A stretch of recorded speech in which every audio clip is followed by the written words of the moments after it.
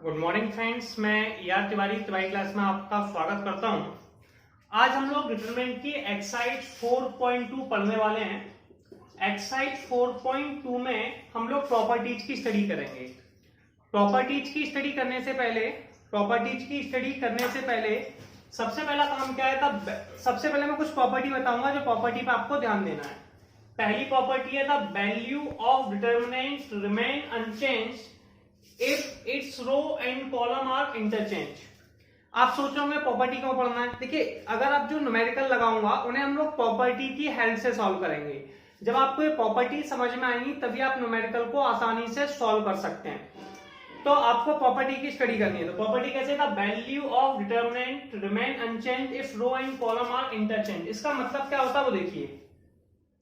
जैसे एक वैल्यू है 1 2 3 5 2 7 3 2 1।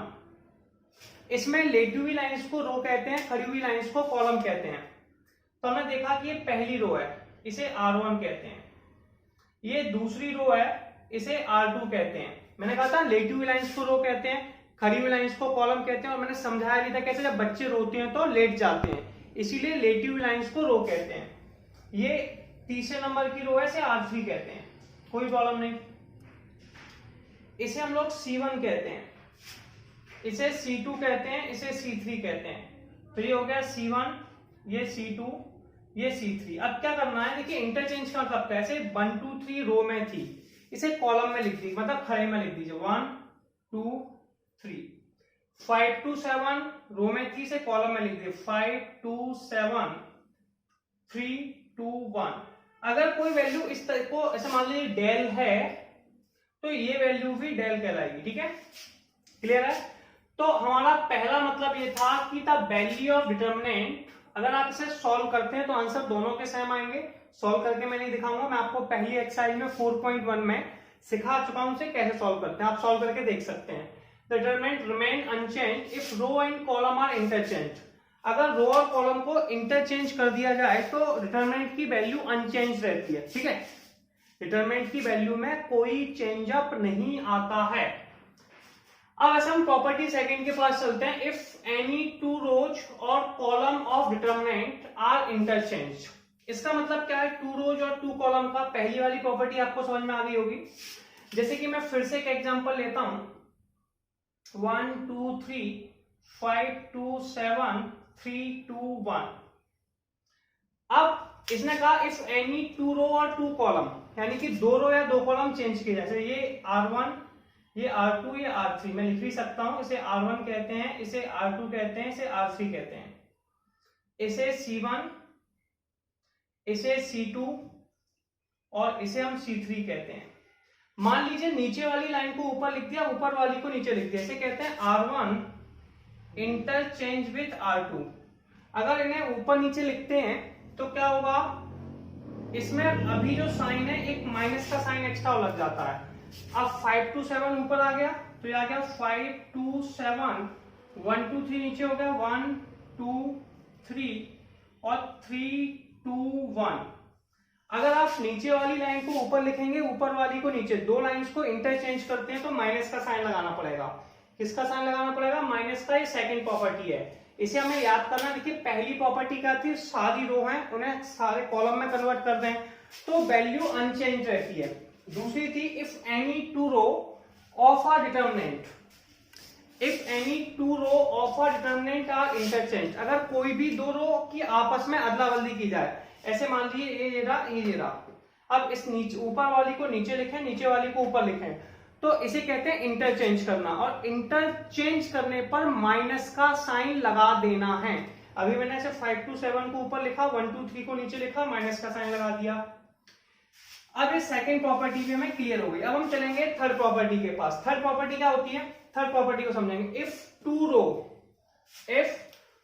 रो, बड़ा इंपॉर्टेंट कॉन्सेप्ट है, टू रो और column of our determinants are identical. अगर दो रो या दो कॉलम आइडेंटिकल हैं, आइडेंटिकल का मतलब होता है एक जैसे। All corresponding elements are same, सारे के सारे एलिमेंट सेम हैं, तो then the value of determinant is 0। तो डिटरमिनेंट की वैल्यू 0 होगी। समझ में आया? देखिए मैं एग्जांपल लेके समझाता हूं। देखिए बड़ा प्यारी चीज है। 1 2 3 2 3 1 1 2 3। अब ऐसे डेल है, इसमें हम क्या देखते हैं, ये R1 है, ठीक है, और ये R3 है, सॉरी ये R3 है, 1 2 3 ये R3 है। अब ये दोनों कैसे हैं, एक जैसे से 1 से मैच कर रहा है, 2 से मैच कर रहा है, 3 से मैच कर रहा है। तो जब दोनों वैल्यू एक जैसी हैं तो एक जैसी वैल्यू को हम लोग आइडेंटिकल कहते हैं। क्या कहते हैं? आइडेंटिकल। तो R1 और R2 कैसे हैं? आइडेंटिकल। अगर R1 R2 आइडेंटिकल हैं, इसका मतलब क्या हुआ बताइए? ये एक जैसी। तो आप ऐसे भी याद रख सकते हैं कि अगर मान ली कभी आपको दो एक जैसे लोग मिलते हैं, एक जैसे समझते हैं, एक जैसे, तो एक जैसे लोग एक दूसरे को देखते हैं तो उनके बीच में दूरियां कैसी कितनी हो जाती हैं? 0। वो आपस में मिल जाते हैं, आपस में मिल जाते हैं, मतलब उनके बीच में दूरियां हो जाती हैं 0। ऐसे ही जब भी कभी दो रो या दो कॉलम एक जैसी होंगी तो उसका आंसर 0 हो जाएगा, ठीक है। इसके बाद हम कुछ और प्रॉपर्टीज पर डिस्कशन करेंगे।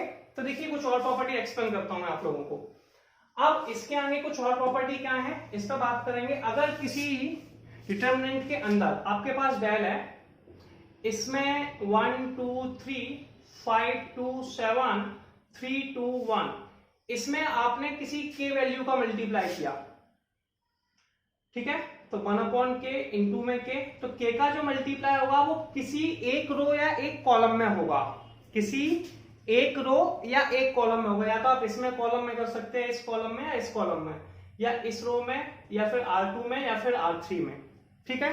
डिवाइड की भी, जबकि मैट्रिक्स में क्या होता था कि मल्टीप्लाई हम सब में करते थे ईच एलिमेंट में, लेकिन यहाँ किसी एक रो या एक कॉलम में है। तो ये हो जाएगा 1/k, k 2k 3k 5 2 7 3 2 1। इसमें हम लोग ये भी कहते हैं कि अगर हम किसी में k का मल्टीप्लाई कर रहे हैं, एक प्रॉपर्टी के लोग ऐसे भी एक्सप्लेन करते हैं कि अगर किसी डिटरमिनेंट में हम k का मल्टीप्लाई कर रहे हैं तो उसके आंसर में k का मल्टीप्लाई हो जाएगा, ठीक है। ये भी एक डिटरमिनेंट की प्रॉपर्टी है। सबसे ज्यादा इंपॉर्टेंट ये है, अगर आपको डिटरमिनेंट के क्वेश्चन को बहुत आसानी से सॉल्व करना है तो आपको एक स्टेप याद रखनी है, ज्यादा से ज्यादा जीरो बनाना, ज्यादा से ज्यादा जीरो बनाना। इसके लिए आप ऑपरेशंस फॉलो कर सकते हैं, ज्यादा से ज्यादा जीरो, इसके लिए आप ऑपरेशंस लगा सकते हैं। ऐसे 1 के रिस्पेक्ट में 5 को जीरो कर सकते हैं, 1 के रिस्पेक्ट में 3 को जीरो कर सकते हैं। इसके लिए ऑपरेशन हो जाएंगे 1 5 R1 R2, जो मैं अभी आपको न्यूमेरिकल में समझाऊंगा, 1 3 R1 R2। अब आपको सबसे पहले तो दो चीजों पे आपको बहुत ध्यान देना है। अगर डिटरमिनेंट के क्वेश्चन को बहुत आसानी से सॉल्व करना चाहते हैं तो दो स्टेप्स आपको बहुत ज्यादा फोकस करनी है। पहली स्टेप आपके पास क्या होगी कि आप ज्यादा से ज्यादा जीरो बनाने का प्रयास करें। माइंड में बसा लीजिए, ज्यादा से ज्यादा जीरो बनाना। दूसरी स्टेप है, प्रयास कीजिए कि दो रो या दो कॉलम एक जैसी हो जाएं। अगर दो रो या दो कॉलम एक जैसी हो जाती हैं तो डिटरमिनेंट की वैल्यू 0 हो जाएगी। तो ऐसे ये दोनों एक जैसी हैं, इसका मतलब है डिटरमिनेंट की वैल्यू 0 हो जाएगी। तो पहले प्रॉपर्टी देखते हैं, इन्हें समझेंगे, फिर हम न्यूमेरिकल स्टार्ट करने वाले हैं। तो मैं आपको प्रॉपर्टीज पढ़ा चुका था, प्रॉपर्टी कैसे अप्लाई करना है, किस तरीके से, उस पर हम अभी बात करने वाले हैं। ये पहले हम क्वेश्चन पढ़ेंगे यूजिंग प्रॉपर्टी ऑफ डिटरमिनेंट, यानी कि जो प्रॉपर्टी पढ़ाई थी उनका यूज करना है, एंड विथआउट एक्सपेंडिंग, इन्हें एक्सपेंड नहीं करना है। एक्सरसाइज 1 to 7 प्रूफ दैट, इन्हें प्रूफ करना है, ठीक है। देखिए मैंने आपको सबसे दो ज्यादा इंपॉर्टेंट प्रॉपर्टी बताई, एक तो ज्यादा से ज्यादा जीरो बनाने का, या फिर दो रो या दो कॉलम को एक जैसा बनाने का। मैंने कहा जब दो रो या दो कॉलम एक जैसी बन जाती हैं तो एक जैसी वैल्यू, इनके बीच में डिस्टेंस, जब एक जैसे लोग होते हैं तो उनके बीच में डिस्टेंस कितनी हो जाती है? 0। ऐसे ही प्रॉपर्टी है, जब दो रो या दो कॉलम एक जैसे होते हैं तो उनके बीच का आंसर 0 हो जाता है। अब समझिए कैसे करना है। x plus a by plus b. अब सबसे पहले आप LHS ले लीजिए, ये LHS हो गया, कोई प्रॉब्लम नहीं। अब आपको समझना है, देखिए LHS आप इस वैल्यू को लिख लेंगे, इसे R1 कहते हैं, ठीक है। 0 प्रूफ करना है, प्रूफ हो ही जाएगा, बराबर में 0 है, ठीक है। RHS की वैल्यू प्रूफ कर देंगे, क्वेश्चन है। इसे R2 कहते हैं और इसे R3 कहते हैं, इसे C1 कहते हैं, इसे C2 कहते हैं और ये C3 कहलाएगा। अब सिंपल सा तरीका सोचिए कि किस तरीके से ना आसान किया सकते। देखिए इसे जोड़ने पर x plus A y plus B Z plus C y plus B Z plus C एक जैसा हो गया। तो पहली प्रॉपर्टी हो गई C1 प्लस C2, या फिर ये C3 है, इसमें से घटा दीजिए तो A से A कट जाएगा, B से B सब्सट्रैक्ट हो जाएगा, C से C कट जाएगा। ठीक है, तब भी ये क्या बचा x y z, तो ये दोनों एक जैसे हो गए। तो अब मेरे लिए आसान तरीका क्या बचा, C1 प्लस के C2। मैंने अब जो पहली वैल्यू होता है उसकी जगह मैं ऑपरेशन लगाता हूं, यानी कि यहां पे करूंगा। C1 कौन है, देखिए ये सब हमेशा सामने रहते हैं। अगर ये C1 है तो ये C2 है, ये C1 है तो ये C2 है, ये C1 है तो C2 है, एक दूसरे के जो सामने रहते हैं। तो C1 यानी कि x प्लस ए, इन दोनों को जोड़ा, इसके सामने कौन है y के b, तो y प्लस बी हमें लिखना C1 की जगह, यानी कि यहां पे है z प्लस सी। ऐसे ये a b और c, x plus A y plus B और z प्लस सी। हम क्या देखते हैं कि ये कौन है भाई, ये तो C1 है और ये कौन है, ये C3 है। तो C1 and C3 are identical. Identical का मतलब है एक समान, ये एक जैसे दिख रहे हैं। ये भी x प्लस है, ये भी x प्लस है, y प्लस बी है, y प्लस बी है, z प्लस सी है, z प्लस सी है। या फिर इसमें से सब्सट्रैक्ट कर देते C3 में से, तब भी हो जाता। इसका मतलब है ये दोनों एक जैसे हैं। एक जैसे का मतलब होता है 0, तो डेल की वैल्यू 0 हो गई। ठीक है, तो इसका आंसर आ गया 0 प्रॉपर्टी के हेल्प से, और यही RHS था, हेंस प्रूव्ड हो गया।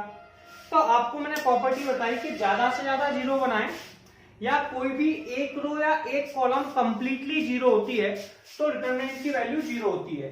दूसरी प्रॉपर्टी मैंने आपसे बोली कि अगर किसी डिटरमिनेंट में 2 रो या 2 कॉलम एक जैसी होती हैं तो 0 होता है। ठीक है, अब हम सेकंड वाले के पास चलते हैं। सेकंड वाले में हमने LHS को सिलेक्ट कर लिया है। ठीक है, इक्वल टू में 0 है। अब आपको पता है कि ज्यादा से ज्यादा 0 बनाइए। अब देखिए 0 कैसे बनना है, ये कौन कहलाएगा C1, ये कौन कहलाएगा C2, ये कौन कहलाएगा C3। अब इसे और इसे जोड़िए, B से B कट जाएगा, C से C कट जाएगा, A से A कट जाएगा, यानी कि 0 हो रहा है। तो हम पहले वाले के साथ ऑपरेशन क्या लगा रहे हैं, C1 प्लस के C2 प्लस के C3। ये हमेशा एक दूसरे के जस्ट सामने रहते हैं। अगर C1 ये है तो C2 ये है, C3 ये है, तो यहां पर लिखेंगे A-1 ये C1 का मान, B माइनस सी, C2 का मान, और C3 का मान C minus A, B minus C, C minus A, A minus B. तो यहां लिख देंगे B minus C, C minus A, A minus B, C minus A, A minus B, B minus C. ये आ गया बेटा B minus C, C minus A, A minus B. ये C2 same रहेगा, C3 भी सेम रहेगा, C minus A, A minus B, B minus C. अब B से B कट गया, C से C कट गया, A से कट गया 0, B से B, C से C सारे कट गए, तो सारी वैल्यू कितनी आ गई 0। ठीक है, अब अपने पास जो वैल्यू बची वो बची 0 0 0, B माइनस के C, C माइनस के A माइनस के B, C minus A minus B, B minus C। मैंने आपको बताया था एक प्रॉपर्टी, 2 रो या 2 कॉलम एक जैसी होती है तो वैल्यू 0 होती है।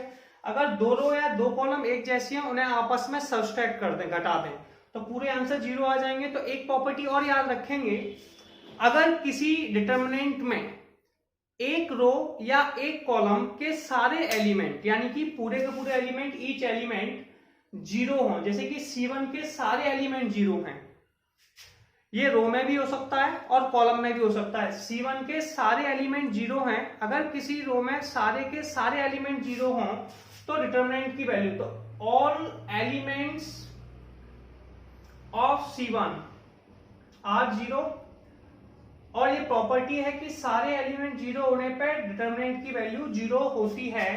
तो ये क्वेश्चन हमारा कंप्लीट हो गया। क्वेश्चन नंबर 2 कंप्लीट हो गया। नेक्स्ट क्वेश्चन देखते हैं, क्वेश्चन नंबर 3 क्या लिखा हुआ है, 2 7 65 3 8 75 5 9 86। ठीक है, अगर ये है बराबर 0 आपको प्रूफ करना है। इक्वल टू में 0 है, मान लीजिए LHS है, मैंने LHS को ले लिया और इक्वल टू में 0 था, पता ही है मुझे। अब मैं कुछ सोचूंगा कि इसे किस तरीके से सॉल्व किया जाए। यार मुझे 7 का टेबल आती है, 7 9 जा 63, 7 में अगर 9 का मल्टीप्लाई करते हैं तो कितना हो जाएगा 63। इसे क्या कहते हैं C1, इसे C2, इसे C3, ये 65 है। तो C3 में चेंज कर रहे हैं, C3 माइनस के 9 इंटू में C2, 9 इंटू में C2, इसमें 9 का मल्टीप्लाई करके इसमें से घटा दो, ये 2 बन जाएगा, 2 2 एक जैसे हो जाएंगे। तो हमें सोचना पड़ता है यहाँ पे। आप थोड़ा सा फिर से कॉमन सेंस लगाएंगे। देखिए 65 है, 7 की टेबल आपको आती है 7, ठीक है, 7 9, 7 इनका मल्टीप्लाई 9 में करेंगे कितना आ जाएगा 63, और 63 65 में से सब्सट्रैक्ट किया 2 आ गया। इसका मतलब है इसका नाम है, क्या नाम है C3, इसका नाम है C2। C2 में 9 का मल्टीप्लाई करके C3 में से सब्सट्रैक्ट कर दिया। अब थोड़ा ध्यान देंगे, मैं सॉल्व करके भी दिखाऊंगा। ये C3, ये C2, C3 C2, C3 C2 सामने सामने रहते हैं, हमेशा याद रखिए, ठीक है। C3 की वैल्यू कितनी है 65, माइनस फिर 9 लिखेंगे, C2 की वैल्यू 7, अगली C3 की वैल्यू 75, माइनस के 9 इंटू में C2 का मान 8, फिर नेक्स्ट है 86, माइनस के 9 इंटू 9, सब्सट्रैक्ट करते हैं 65 और 9 7 63, 75 9 8 72 और 86 माइनस के 81, ये आ गया 2, ये आ गया 3, ये आ गया 5। इस ऑपरेशन को अप्लाई करने के बाद C3 की जो नई वैल्यू आएगी वो 235 है। कितनी है 2 3 5 7 8 9, 2 3 5। और जब ये एक जैसे आ गए, देखिए यार ये कौन है, ये तो C1 है, ये कौन है C3। C1 और C3 एक जैसे हैं, एक जैसी वैल्यू को आइडेंटिकल कहते हैं। तो आप लिखोगे C1 and C3 are identical, C1 and C3 are identical, C1 और C3 आइडेंटिकल है। अब आइडेंटिकल है तो क्या होगा, आइडेंटिकल माने एक जैसे, और अगर वैल्यू एक जैसी होती है तो इसका जो डेल का आंसर होता है वो 0 के बराबर होता है। मैंने बताया था दो वैल्यू एक जैसी है तो इनके बीच में दूरियां कितनी हो जाएंगी 0, सिंपल है। तो जब भी दो रो या दो कॉलम एक जैसे होते हैं यानी कि आइडेंटिकल होते हैं तो डिटरमिनेंट की वैल्यू 0 होगी। और क्वेश्चन नंबर 3 हमने बिना एक्सपेंड किए प्रूफ कर दिया कि ये दोनों एक जैसे से 2 2 3 3 5 5 एक जैसे हैं। इसका मतलब है कि क्वेश्चन नंबर 3 का आंसर 0 हो गया और यही हमारा RHS था। तो ये किसके बराबर है 0 के, यार यही तो RHS था, प्रूफ हो गया। तो क्वेश्चन नंबर 3 कंप्लीट हो गया। अब हम लोग नेक्स्ट क्वेश्चन के पास चलते हैं। तो नेक्स्ट क्वेश्चन में लिखा हुआ है 1BCA ब्रैकेट में B plus C, 1CAB bracket में C plus A, 1AB C bracket में A प्लस B डिटरमिनेंट निकालना है, इसका आंसर 0 के बराबर प्रूफ करना है। ठीक है, सबसे पहले मैं इस वैल्यू को LHS लाइट कर लेता हूं, सबसे सिंपल तरीका। इक्वल टू में 0 प्रूफ करना है, RHS 0 है मुझे पता है, कोई प्रॉब्लम नहीं है। अब मैं इसे सॉल्व करूंगा। सॉल्व कैसे करना है वो देखिए, पहले मैं लिखूंगा 1 1 1 BC CA AB, A का मल्टीप्लाई B में किया AB प्लस के AC, या फिर से CA भी लिख सकते हैं, BC प्लस के AB, B का मल्टीप्लाई C में किया, B का A में किया, BC plus AB CA plus के AB।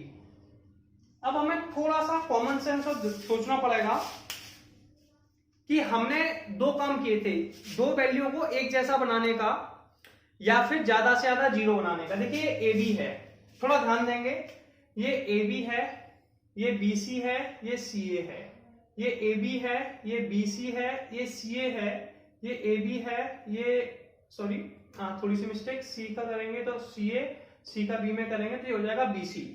ठीक है, ये BC है, ये CA है, ये AB है, यानी कि AB BC CA, AB BC CA, AB BC CA। मैं आपको कुछ समझाने का प्रयास कर रहा हूं, उससे आप समझिए। मैं आपसे कहना चाह रहा हूं कि भाई इसे तो अपन C2 कहते हैं, इसे C3 कहते हैं।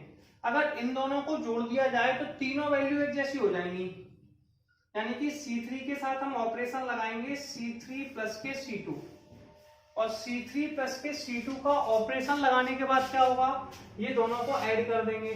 तो ऐड करके कितना आ जाएगा 1 1 1 BC CA AB ये हो जाएगा ए बी प्लस के बी सी प्लस के सी ए बी प्लस के बी सी प्लस के सी ए बी प्लस के बी सी प्लस के सी हो गया। A B plus B C plus C तीनों में से कॉमन आ गया, ठीक है, आप लिख सकते हैं कॉमन ले लिया, taking common a B plus B C plus c A b b C plus c common ले लिया। जैसे ही कॉमन लिया हमारे पास वैल्यू होती 1 1 1, B c c A B 1 1 1। आप लिखेंगे टेकिंग कॉमन किसमें, taking common a B plus B C plus c in C3। अब ये भैया C1 है और ये C3 है, और C1 C3 दोनों एक जैसे हैं, तो आप लिख सकते हैं C1 and C3 are identical.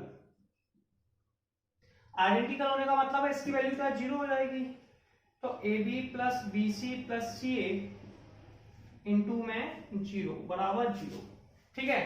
तो a b b c c identical है, एक जैसे हैं, तो आंसर हो गया 0 और ये क्वेश्चन कंप्लीट हो गया।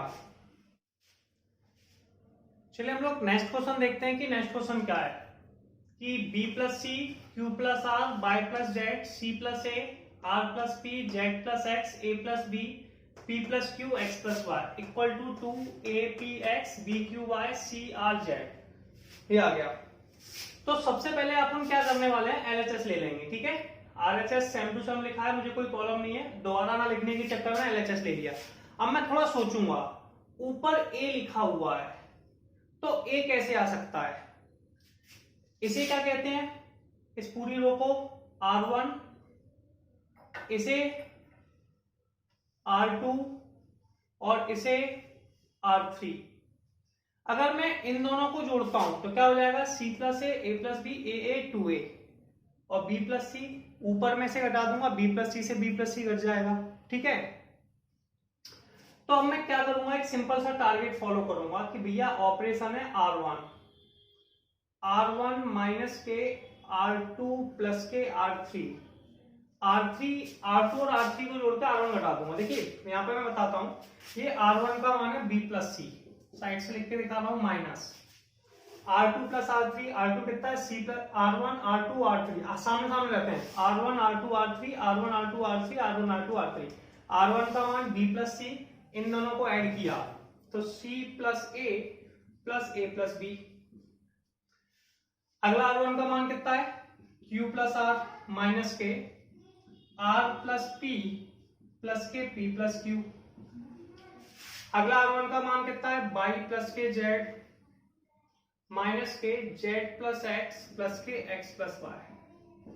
अब इसमें जो कैंसिल हो सकता है उन्हें काट लीजिए, ऐसे C से C कट जाएगा, अंदर माइनस का B से B कट जाएगा, और यहाँ पे R से R कट जाएगा, Q से Q कट जाएगा, Y से Y कट जाएगा, Z से Z कट जाएगा। ये बच्चा माइनस के 2a माइनस के 2b माइनस के 2c। तो आपके पास LHS का पहला आंसर आया माइनस के 2a माइनस के 2b माइनस के 2a माइनस के 2p माइनस के 2x, C plus a R plus p Z plus x, a plus b p plus q x plus y। इस पूरी R1 में से माइनस के 2 कॉमन आ सकता है, तो आप इसमें से -2 को कॉमन ले लीजिए, ठीक है। तो इसे लिख सकते हैं taking -2 common in R1 R1 से -2 कॉमन ले लिया, तो -2 कॉमन लेने पे क्या बचेगा, a p x C plus a R plus b Z plus x, a plus b p plus q x plus y। अब आपको देखना है यहाँ पे सिंगल वैल्यू है, अब ये ऑपरेशन में आपको बता चुका हूं, तो अब आपको उसकी जरूरत नहीं है। अब कैसे सॉल्व करेंगे, इसके लिए ऑपरेशंस फॉलो करने थे, आरएचएस को लिखनी है, ठीक है। अब सुनिए यहां से ऑपरेशन कैसे लग सकते हैं। अब देखिए C प्लस C में से ये चला गया, R प्लस B में से ये Z प्लस X, यानी कि ऑपरेशन लग सकता है हमारा, ये R2 है R2 माइनस के R1, यानी कि नीचे वाली रो में से ऊपर वाली घटा देंगे। एक ऑपरेशन, ये भी दो वैल्यू सिंगल, तो इसमें से घटा देंगे, तो R3 माइनस के R1। R2 के साथ ऑपरेशन लगाया और R3 के साथ। R2 कौन है, यानी कि इस वाली रो में चेंज अप आएगा और इसमें चेंज आएगा, बाकी कोई चेंज नहीं आएगा। R1 सेम टू सेम लिख देंगे, तो हम साइड से लिख रहे हैं माइनस के 2, पहली वैल्यू है A Px, C प्लस ए में से A घटा दिया, C बचा, R प्लस P में से P घटा दिया, R बचा, Z प्लस X में से X घटा दिया, तो Z प्लस X में से जैसे X घटाया कितना बचा हमारे पास, Z प्लस X में से X घटाने पर Z बचा, A प्लस B में से A घटा दिया, B बचा, P प्लस Q में से P घटा दिया, तो आपके पास Q बचा और ये बचा बाय। अब देखिए इसमें फर्क क्या है, जो आंसर था उसमें AP भी बिल्कुल सही है, ऊपर लिखा हुआ है, बस C वाली लाइन नीचे लिखनी है, इसको ऊपर। मैंने एक प्रॉपर्टी बताई थी कि अगर किसी भी डिटरमिनेंट में दो रो या दो कॉलम एक जैसी होती हैं, या फिर दो को इंटरचेंज किया, नीचे वाली को ऊपर लिखें, ऊपर वाली को नीचे, तो माइनस का साइन लगा देते हैं।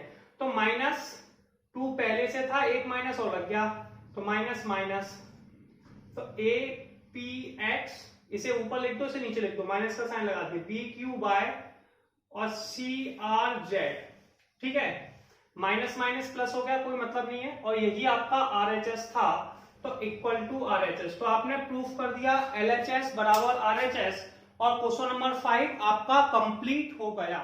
ठीक है, चलिए हम लोग नेक्स्ट क्वेश्चन को देखते हैं कि नेक्स्ट क्वेश्चन क्या लिखा है। क्वेश्चन नंबर 6 है 0a minus b minus a 0 minus c b c 0 equal to 0। मैं इसे एक्सपेंड करके भी सॉल्व कर सकता हूं, लेकिन इसमें लिखा है कि प्रॉपर्टीज मतलब एक्सपेंड नहीं करना है, तो फिर मैं इसे विदाउट एक्सपेंड, सबसे पहले मैं LHS ले लूंगा, ठीक है, बराबर 0 प्रूफ करना है, पता ही हम लोगों को। अब मेरा जो टारगेट है वो ज्यादा से ज्यादा 0 बनाना, या दो रो या दो कॉलम को एक जैसा बनाना। दो रो या दो कॉलम एक जैसे होते हैं तो डिटरमिनेंट की वैल्यू 0 होती है, ठीक है। अब सुनिए, कुछ नहीं करना है, ऐसे कि इसे R1 कहते हैं, पता ही आप लोगों को, इसे R2 कहते हैं और इसे R3 कहते हैं। तो सबसे पहले आप क्या कीजिए, यहाँ पे C लिखा हुआ है, C बनाने के लिए R3 में आप क्या करें, R1 में C का मल्टीप्लाई कर दीजिए, तो CR1। अब यहां पे एक रूल है कि मल्टीप्लाई और डिवाइड एक साथ किए जाएंगे, तो आप लिख देंगे 1/C 0 AC माइनस के BC। इस R1 में C का मल्टीप्लाई कर दिया, minus A 0 minus C BC 0।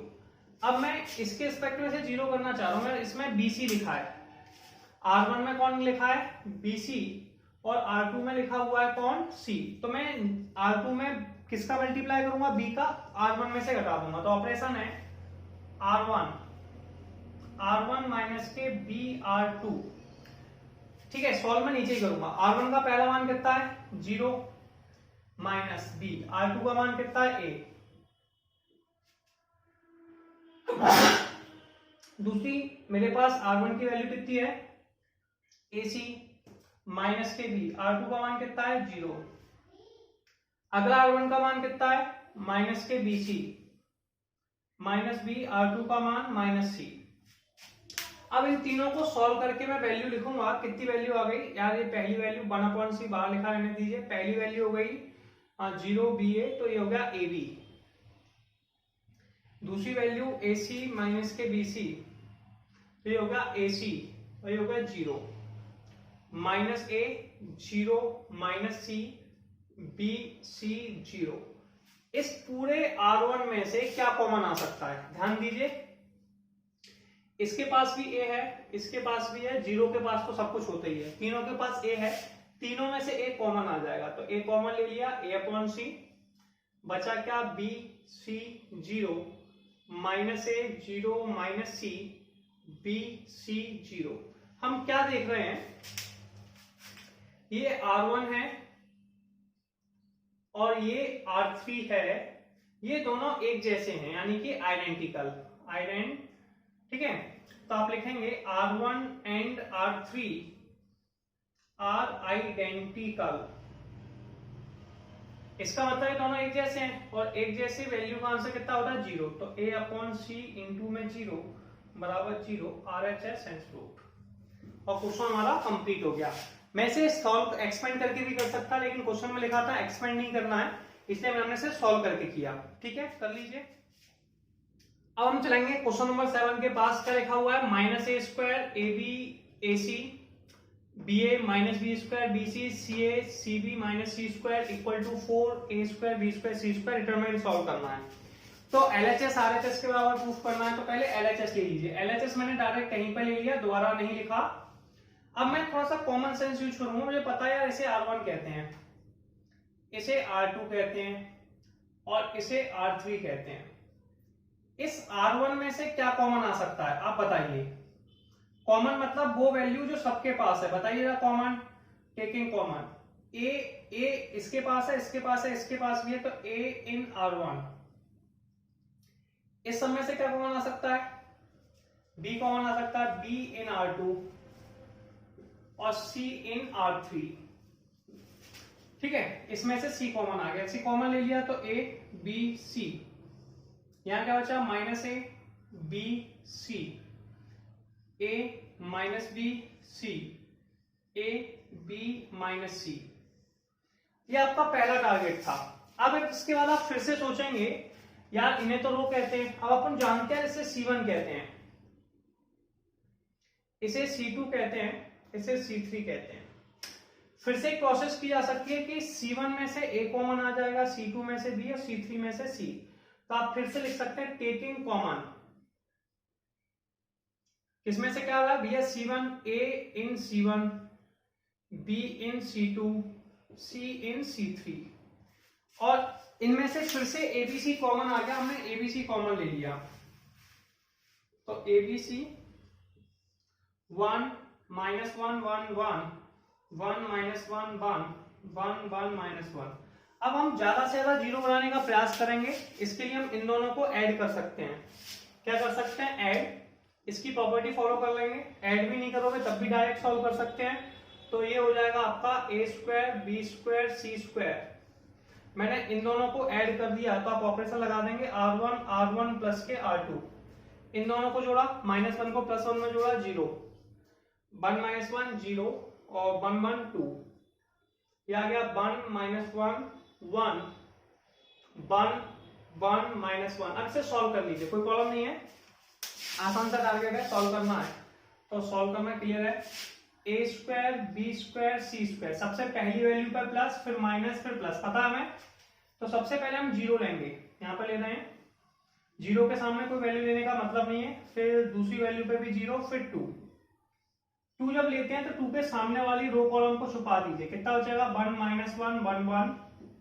इसे सॉल्व कर देंगे इसका इसमें, तो ये आ गया ए स्क्वायर बी स्क्वायर सी स्क्वायर इंटू में 2 1 प्लस 1, और 1 प्लस 1 कितना होता है 2, 2 into 2 4, a square B square C square. और यही आंसर हमारा RHS का था। तो ये RHS का आंसर आ गया, यानी कि क्वेश्चन नंबर 7 हम लोगों का कंप्लीट। हम लोग नेक्स्ट क्वेश्चन देखते हैं कि नेक्स्ट क्वेश्चन में क्या लिखा हुआ है। 1 1 1 A B C A square B square C square. ठीक है, इसे प्रूफ करना है डिटरमिनेंट को, a minus B B minus C C minus ए। ठीक है, ये 8th क्वेश्चन से स्टार्ट है। तो आप क्या करने वाले हैं, सबसे पहले LHS सिलेक्ट कर लेंगे। तो LHS में यही की सिलेक्ट कर लेता हूं। जैसा कि मैंने आपको समझाया था, यहाँ एक प्रोसेस फॉलो कीजिए ज्यादा से ज्यादा जीरो बनाने का। इसे R1 कहते हैं, इसे R2 कहते हैं, इसे R3 कहते हैं। ये R1 है, ये R2 है और ये R3 है। जीरो कैसे बन सकता है यार, 1 में से 1 घटा दिया 0, 1 में से 1 घटा दिया 0। तो ऑपरेशन हो गया R2 माइनस के R1, दूसरा है R3 माइनस के R1। ठीक है, अब इसे ऑपरेशन लगाना है, कैसे लगाएंगे वो देखेंगे। 1 ए स्क्वायर, 1 में से 1 गया 0, R3 के ऑपरेशन है R2, तो R2 R1, 1 में से 1 गया 0, B में से गया B माइनस ए, बी स्क्वायर माइनस के ए स्क्वायर। 1 में से 1 गया 0, c में से गया c माइनस ए, सी स्क्वायर माइनस ए स्क्वायर। इसमें फॉर्मूला अप्लाई कर दीजिए, 1 0 0 a b minus A C minus A square b minus A B plus A. इसमें लगा दिया A square minus B square का formula a minus B A plus B, C minus A C plus A. अब आप थोड़ा ध्यान देंगे कि इसमें क्या क्या कॉमन आ सकता है। तो ये तो R2 है यार, इस R2 में से क्या कॉमन आ सकता है? सबके पास है, 0 के पास तो सब होती है, b minus A B minus A, C minus A C minus a. तो R2 में से b माइनस ए कॉमन आ सकता है और R3 में से c माइनस ए। ठीक है, answer a minus B B minus C C minus a cyclic form है, मुझे पता है। ठीक है, ये क्वेश्चन में भी लिखा तो कोई प्रॉब्लम नहीं है। तो मैं एक ऑपरेशंस में एक लाइन लिख सकता हूं, टेकिंग कॉमन b माइनस के a in R2 and c minus के a इन R3। इसमें से b माइनस ए कॉमन ले लिया तो b माइनस ए कॉमन आ गया, इसमें से आ गया c माइनस ए, बचा क्या मेरे पास 1 a square 0 0 1 b plus a 1 c plus a. ये वैल्यू अच्छी। अब मुझे सॉल्व करना है यार, अब इसे डायरेक्ट एक्सपेंड करके सॉल्व कर लूंगा, पहले पे प्लस फिर माइनस फिर प्लस। तो b माइनस ए c माइनस ए, अगर किसी वैल्यू के नीचे से दोनों वैल्यू 0 है तो केवल उसी को सॉल्व करें, उसके आगे सॉल्व करने का मतलब 0 होता है। तब भी मैं बता देता हूँ सॉल्व कैसे करते हैं। 1 लिखा, इसके सामने वाली रो कॉलम को छुपा दिया, रो ये रही ऊपर वाली, कॉलम नीचे वाला, क्या बचा 1 b plus a 1 c plus ए। फिर माइनस के a लिखा, इसके सामने वाली रो कॉलम को छुपा दिया, रो तो ये रही कॉलम ये रहा, इसे और इसे छुपाने के बाद क्या बचा 0 b प्लस ए 0 c प्लस ए। इसे लिखने की जरूरत नहीं होती क्योंकि इसका इसमें मल्टीप्लाई 0, इसका इसमें मल्टीप्लाई 0, ऐसे इसको लेंगे तो इसे छुपा देंगे तो इसका इसमें 0, तो ये भी 0 हो गया, डायरेक्ट लिख देते हैं 0 और ये भी 0 हो गया। ठीक है, इसे सॉल्व करना है। सॉल्व कैसे करना है, पहले हम लिख देंगे b माइनस के a c माइनस ए, इसका इसमें मल्टीप्लाई करेंगे c प्लस ए माइनस इसका इसमें करते हैं b प्लस ए, a से a कैंसिल हो गया, क्या बचा b minus A c minus a और c माइनस b। इसमें से माइनस का साइन कॉमन ले लीजिए, तो माइनस कॉमन लेने पर ये होगा a माइनस b, इसमें से भी माइनस का साइन कॉमन ले लीजिए तो माइनस b माइनस सी और c माइनस ए, माइनस माइनस प्लस तो a minus B b minus C c minus a, और ये RHS था और यही हमारा साइक्लिक फॉर्म था। तो क्वेश्चन नंबर 8 तक हमारा कंप्लीट हो गया। अब 8 के हम सेकंड, चलिए हम लोग नेक्स्ट क्वेश्चन देखते हैं कि नेक्स्ट क्वेश्चन क्या है। 1 1 1 a b c a q b q c q equal to a minus B B minus C C minus a plus b plus c, यानी कि ये डिटर्मिनेंट है, इसकी वैल्यू इसके बराबर है, प्रूफ करना है। जैसा कि मैं आपको पहली एग्जांपल देके समझा चुका हूं, सबसे पहले आप LHS सेलेक्ट कर लें।